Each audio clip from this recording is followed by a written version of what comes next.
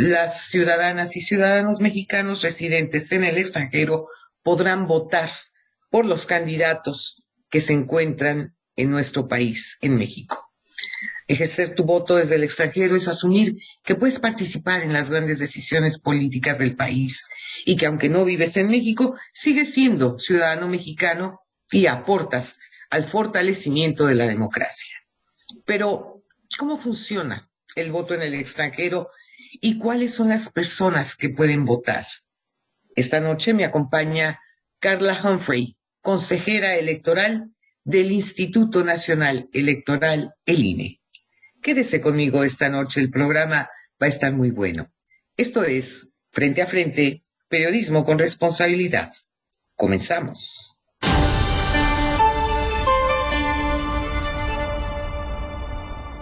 Carla, qué gusto recibirte en Frente a Frente, sobre todo para abordar un tema que me parece verdaderamente fundamental, que sin duda alguna hoy en día pues vamos a estar frente a una de las elecciones más importantes en la historia del país. De repente se decía que las elecciones presidenciales pues eran las importantes y las intermedias no tanto, y sin embargo en este momento la participación ciudadana es verdaderamente toral en las decisiones que se van a tomar en el futuro pues prácticamente inmediato, ¿no? Aquí es muy importante que todos los mexicanos que nos encontramos fuera del país sepamos qué es lo que tenemos que hacer para poder ejercer no solo nuestra responsabilidad y obligación como ciudadanos mexicanos, sino también nuestro derecho a elegir quién nos va a representar. Por eso es que es fundamental, Carla, que podamos explicar en bolitas y palitos a todos nuestros paisanos qué debemos, qué podemos hacer para poder ejercer nuestro voto.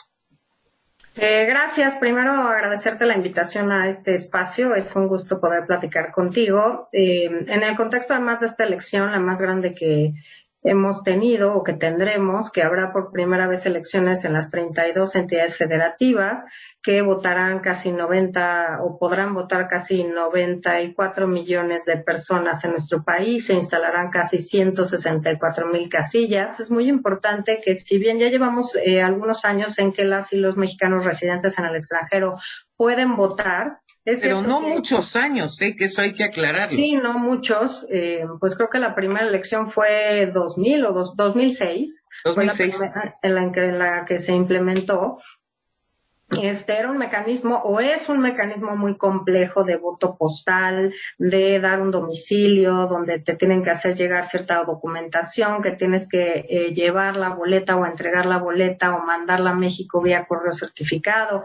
En fin, además no se permite la credencialización en el extranjero. Entonces creo que como ventajas a partir de la reforma de 2014 a la fecha, uno, ya se puede credencializar en el extranjero, es decir, ya puedes acudir a sacar tu credencial de elector a los consulados y a las embajadas de México en otros países, que es un tema central de identificación y que ya incluso en algunos estados, en los Estados Unidos ya la están aceptando como identificación oficial, porque, por ejemplo, si te estás postulando para un puesto de trabajo, etcétera, porque tiene tantas medidas de seguridad que pues es más segura que muchas de las identificaciones que se tienen allá, ¿no? Junto con la credencialización, esta va a ser la primera elección en la que el INE autorizó el voto electrónico, o sea, tenemos dos modalidades, el voto postal y el voto por internet desde el extranjero, que esta no es una modalidad nueva, sino que llega tarde a nivel federal y ahora se utilizará. Hay 15 gubernaturas en juego y además de que obligamos a los partidos políticos a postular de manera paritaria a hombres y a mujeres,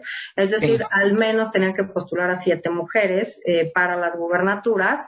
Hay 11 de estas entidades en que se permite el voto desde el extranjero, es decir, si tú naciste o tienes un acta o tu papá o tu mamá es de alguna de esas entidades federativas, puedes votar para la gubernatura y en algunas hay una figura de diputación o senaduría migrante. La Ciudad de México, Nayarit, Guerrero, es decir, hay varios estados que la tienen, y ahora, derivado de una sentencia de la Sala Superior por una impugnación recibida de mexicanos residentes en el extranjero, se nos obligó a finales de febrero, y la acatamos el 4 de marzo, tomar una acción afirmativa para que los partidos políticos postularan a personas migrantes en sus listas. Una de las cosas que yo platicaba en su momento con el que era el secretario de Gobernación, les decía, tú no puedes llegar y decirle al mexicano que vive en Estados Unidos o en cualquier otra parte del mundo, sí queremos tu dinero, pero no queremos tu voto. O sea, no se vale. Entonces, esa fue una lucha que estuvimos dando nosotros con algunos grupos de líderes migrantes. Afortunadamente esto se aterrizó y hoy en día es una realidad. Y hoy por hoy yo estoy en esas circunstancias. Yo estoy aquí en los Estados Unidos, yo tengo mi credencial del INE y sí quisiera solicitarte que me digas cómo voy a votar, a qué página debo de dirigirme para poder emitir mi voto. Una. Dos, si yo tengo mi credencial de elector de la Ciudad de México, porque ahí es donde tengo mi casa, y sin embargo soy originaria de Ciudad Juárez, Chihuahua, ¿por quién voy a votar? ¿Por los candidatos de la Ciudad de México o por los candidatos de Chihuahua? Tres, ¿qué certezas, qué garantías me ofrece el INE de que en un momento dado mi voto, ya sea por correo electrónico o físico, no se va a manipular de alguna manera, que tenga yo la absoluta certeza que va a contar mi voto, para bien o para mal, vamos, simple y sencillamente que va a ser tomado en cuenta? Empezaré por la última. Creo que nos hemos dado un entramado de instituciones electorales durante muchos años en la que ahora el cómputo y el escrutinio del voto yo no creo que es el problema, ¿no? Cómo se cuentan los votos, dónde se instalan las casillas. Creo que hemos superado ya ese margen, digamos, de desconfianza. Creo que los temas están en otros lados. En la Lo que violencia pasa es que política. esta modalidad de hacerlo vía electrónica o por correo, pues es algo que muchas personas todavía no lo han utilizado, incluida yo. Sí, pero es una modalidad que ya varias entidades federativas habían utilizado, como te comentaba, en la Ciudad de México desde el 2011, hace 12, casi 10 años, 9 años, y que además tú podrías haber optado entre voto postal y voto por internet, si no te da la seguridad necesaria. Muchas veces, muchas personas que lo ven al revés, yo no quiero dar el domicilio de mi casa o de mi oficina para que me llegue la boleta electoral, porque quizá me siento inseguro, no quiero compartir ese dato, lo que sea, y prefieren hacerlo vía electrónica. Yo concretamente creo que dado en este mundo virtual, pues la tecnología ha mostrado que es más aliada que enemiga, y que también es un método que incluso abarata muchas cosas. Abarata el envío de paquetes electorales, la impresión de boletas, el regreso de las boletas, el tiempo en que se tiene que hacer, etcétera, y obviamente el cómputo y escrutinio. El otro te lo da un sistema en automático, porque no votas por correo electrónico, sino que entras en todo un sistema que tiene unas candados de seguridad, llaves de seguridad, etcétera. Tienes que autentificar que eres tú por medio de un SMS o un código QR, y después los votos ingresan a una bóveda, digamos, para que no se pueda hilar quién votó por quién, como sucede físicamente, y después ya se hace este cómputo y escrutinio. ¿A partir de cuándo se puede votar? ¿Tiene que ser necesariamente el mismo día? No, se estableció que se puede, porque justamente el recibo de estos sobres voto paquete que tenemos que recibir y contar, o sea, el cómputo se hace también el mismo día de la elección y del escrutinio y cómputo en México. Entonces tienen un plazo para que lleguen. Se abrió la votación del, me parece, 26 de mayo al día 6 de junio, y si es electrónico todavía puedes, si ingresaste al sistema a las 6 de la tarde, cuando se cierran las casillas en nuestro país, tienes un margen, digamos, para acabar de votar, no te saca el sistema en automático.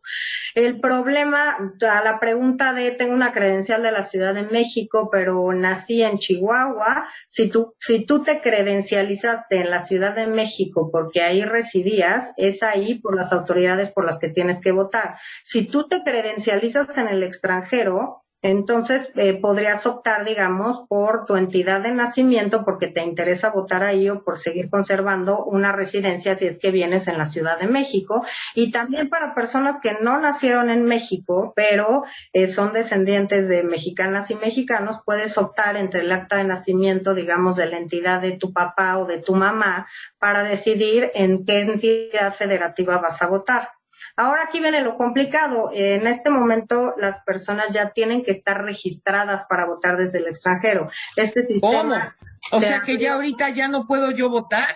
No, este sistema se abrió en septiembre. Se cerró el 10 de marzo porque además sucede una cosa importante cada proceso electoral. Yo te doy a ti de alta, si tú me solicitas votar desde el extranjero, te doy de alta en un listado nominal para residentes en el extranjero y te doy de baja del listado nominal en México. Cuando termina la elección, este listado nominal de personas residentes en el extranjero, digamos que se destruye y te incorporo a la base nacional hasta la siguiente elección que me vuelvas a solicitar votar desde el extranjero. Fíjate que qué mala noticia me estás dando, porque la verdad yo estoy segura, porque aquí conozco a muchos mexicanos que quieren participar, que quieren emitir su voto y que no están en condiciones para ir a México a hacerlo. Entonces, pues eso sí, ojalá de verdad que haya manera de poder promocionar con mucha mayor amplitud para las próximas elecciones qué es lo que se tiene que hacer para que todos los mexicanos tengamos la posibilidad de ejercer ese derecho. Sí, la verdad es que también la distancia en que se van haciendo todos los procesos para el voto a distancia de la jornada electoral creo que también inciden porque como van empezando las campañas, la gente va generando más interés en ver quién está contendiendo, qué dijo no sé quién en campaña, etcétera. Entonces vas teniendo como mucho más en claro que ya empezaron las elecciones y que vas a votar.